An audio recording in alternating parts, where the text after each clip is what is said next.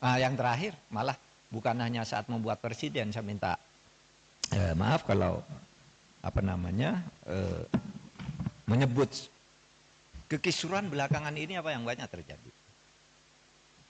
Misalnya soal ijazah. Soal ijazah presiden ribut sampai sekarang, masif sekali gerakannya. Itu apakah tidak bisa ditangkal agar tidak sampai terjadi suatu saat hal-hal seperti itu? Soal ijazah presiden asli itu apa tidak, itu pelanggaran hukum atau pelanggaran etik? Ini sebenarnya tidak akan terjadi soal pelanggaran itu kalau undang-undangnya ketat, mengatur, mengantisipasi agar itu tidak terjadi, dan kalau terjadi apa akibatnya. Misalnya kasus ijazah Pak Jokowi yang sekarang ini, saya ikut bicara sebentar kemarin. Saya tidak peduli apakah ijazah Pak Jokowi itu asli atau tidak. Saya tidak peduli karena itu tidak akan ada akibatnya terhadap proses ketatanegaraan kita. Dalam arti begini, taruhlah misalnya betul tuh ijazah Pak Jokowi palsu misalnya. Lalu ada yang mengatakan gini, kalau betul ijazah Pak Jokowi palsu, maka seluruh keputusan-keputusannya selama menjadi presiden itu batal, tidak sah. Saya bilang enggak lah. Apa hubungannya? Itu kan hukum tata negara. Kalau pidana iya. Pidananya bisa. Kalau terjadi pemalsuan, itu karena kebohongan. Kebohongan publik karena pemalsuan. Itu bisa, tapi pidana itu tidak menyangkut ketatanegaraan ke orangnya. Kalau ketatanegaraan misalnya pengadilan memutuskan hari ini, presiden kemarin ijazahnya palsu, maka semua keputusan jasa ya bubar negara ini. Undang-undang pemilu dia yang buat, pemilunya udah selesai, yang tanda tangan tuh presiden, apa tidak sah?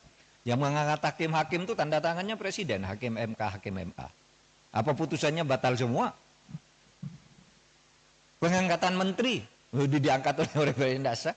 Apa batal semua itu kebijakan perjanjian internasional dan sebagainya? Enggak. Enggak bakal tidak sah. Karena apa? Kalau pendekatannya hukum tata negara dan hukum administrasi negara, itu dalilnya itu keputusan yang sudah dibuat secara sah oleh kedua belah pihak, itu harus dijamin kepastian hukumnya bahwa itu berlaku. Kalau salah ya sudah, misalnya kita kontrak dengan Cina bikin jalan tol gitu, bikin kereta api gitu, karena kita tidak senang lalu mau batal, ya Cinanya tidak mau. Kita terikat oleh hukum internasional juga dalam sengketa internasional. Atau kampus-kampus ini menjadi tidak sah semua ijazahnya karena apa? Yang mengangkat menteri, rektornya yang menandatangani ijazah itu, menteri itu diangkat oleh presiden. Oleh sebab itu jangan terlalu ngelantur bicara keabsahan ijazah presiden kok dibilang lalu keputusannya tidak sah. Karena saya mengatakan begini, ini ada aja yang nanggapi. Saya lihat di TikTok, seakan-akan apa? Mahfud MD sekarang sudah berubah, gitu. Sudah mendukung Pak Jokowi. Dia mengatakan bahwa kalau ijazahnya Pak Jokowi palsu, keputusannya tidak batal. Lah iyalah, bukan karena mendukung, memang begitu. Coba, teori apa yang bisa menyatakan itu? Kecuali pidana ya. Kalau pidana personal, bukan pada keputusan ketatanegaraannya. Iya, saya bilang. Yang saya katakan begini, ada yang tanya juga, Pak Mahfud, Anda kok enggak ikut-ikut nih? Ikut dalam gerakan menggugat ijazahnya Pak Jokowi. Saya enggak punya kepentingan. Apa? Kepentingan saya enggak ada. Makanya itu ditolak. Ditolak oleh pengadilan tuh bukan karena pengadilannya salah. Gini, mari saya jelaskan. Biar nanti saudara kalau mencari celah ngatur pelanggaran presiden yang terlanjur terjadi itu di undang-undang kepresidenan mau diatur bagaimana. Saya dengar paper yang masuk sudah banyak. Coba nanti dipilih butir. Ya begini, yang gugat ijazahnya Jokowi ini pertama masuk ke gugatan peradilan perdata. Lalu sudahlah, keabsahan ijazah kok digugat ke pengadilan perdata, pengadilan bilang bukan wewenang saya. Jadi benar pengadilan itu bilang, NO saya tidak dapat nerima ini karena bukan wewenang. Tugas pengadilan itu bukan mencabut ijazah. Terus apa dong? Lagi pula, kalau perdata itu ya seperti teorinya perdata itu yang menimbulkan hak dan kewajiban. Orang bisa melakukan gugatan perdata kalau ada perjanjian kontraktual, kontrak di antara kedua pihak di mana yang satu tidak memenuhi syarat. Kapan Pak Jokowi melakukan kontrak dengan orang yang menggugat itu? Mewakili siapa dia? Iya kan? Pengadilan begitu. Saya tidak membela Pak Jokowi, tidak juga membela pengadilan. Benar dia, justru kalau dia memutus salah. Pengadilan negeri itu. Terus kemana dong? Tidak ada kok. Pihak yang dirugikan siapa? Secara perdata.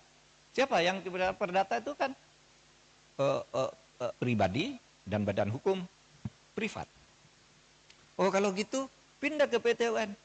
PT UN juga menyatakan tidak bisa nerima. Kenapa? Kalau saya dinyatakan mencabut ijazah tidak sah. Seharusnya Anda minta, kalau mencabut ijazah itu minta ke UGM. Karena UGM yang menerbitkan, masa PT UN? Dan lagi pula apa rugimu secara ketatanegaraan, ketatausahaan negaraan? Pencabutan itu minta ke UGM, kamu UGM yang mengeluarkan. Kok saya disuruh menyatakan tidak sah? Kalau Kalimantan suruh nyatakan tidak sah, pasti NO dong. Kalau mungkin minta agar pengadilan memerintahkan UGM untuk mencabut gitu, itu jadi perkara, pihaknya jadi UGM. Maka saya bilang, wah UGM tidak usah melibatkan diri lah, apa buang-buang waktu begitu. Dan orang tidak berwenang juga. Lembaga hukum perdata privat, kelompok orang datang ke UGM memaksa saya meminta lihat ijazahnya Pak Jokowi, tidak bisa. Kalau begitu setiap orang bisa datang ke sana minta melihat ijazahnya Pak Mahfud itu apa. Gitu. Misalnya, saudara nulis nih kayak ini. Profesor Dr. Muhammad Mahfud MD SHSU, benar. Tapi sekarang yang beredar, Profesor Dr. Muhammad Mahfud MD SHSU MIP. Yang di kepres yang terakhir itu ada MIP-nya. Saya tidak pernah mengusulkan nama MIP itu. Tapi saya tahu, kira-kira orang yang membuat kepres ini tahu bahwa saya punya gelar MIP dari UGM. Tetapi MIP itu sudah ditulis di SU itu, karena saya lulus UGM S2 itu. Waktu itu lulus, tahun 87 itu gelar S2 UGM namanya SU, Sarjana Utama. Sesudah itu ganti MA, Magister Artium. Sesudah itu berubah Magister Ilmu Politik, Magister Ilmu Hukum, Magister Ilmu Teknik, kayak gitu-gitu. Sebenarnya SU itu sudah mewakili MIP. Kalau orang lalu minta ke pengadilan cabut saya tidak masang sendiri, saya tidak tahu. Mungkin pada waktu itu yang ngetik kepres saya itu Pak Pratikno, karena saya lulusan di sekolahnya Pak Pratikno atau Pak Ari Dwi Payana. Nah, sebab itu sekarang saya katakan kalau gitu masuk ke pidana. Nah kalau ke pidana itu kan masuk ke pidana, malah yang dihukum orang yang menyebarkan berita bahwa ijazahnya palsu. Dihukum bener ya dihukum, masuk penjara 2 orang. Karena apa? Dianggap menyebarkan berita bohong. Sekarang masih di penjara, belum keluar. Malah yang punya ijazahnya tidak dipersoalkan. Sekarang jalurnya sudah masuk, tinggal politisnya bisa enggak? Karena yang dilaporkan sekarang ya. Yang dilaporkan sekarang itu adalah pemilik ijazah dan sudah dilaporkan ke Bareskrim.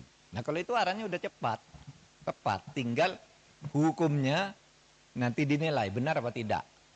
Itu palsu. Nah kalau gitu UGM boleh hadir, dipanggil pengadilan. Kalau cuma didatangi orang, saya minta ijazahnya, saya minta skripsinya untuk apa? Kalau saya enggak boleh. Sudah benar tuh UGM. Gitu. Nah,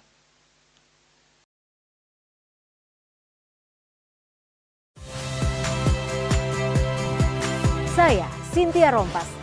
Saksikan program-program Kompas TV melalui siaran digital, pay TV, dan media streaming lainnya. Kompas TV, independen, terpercaya.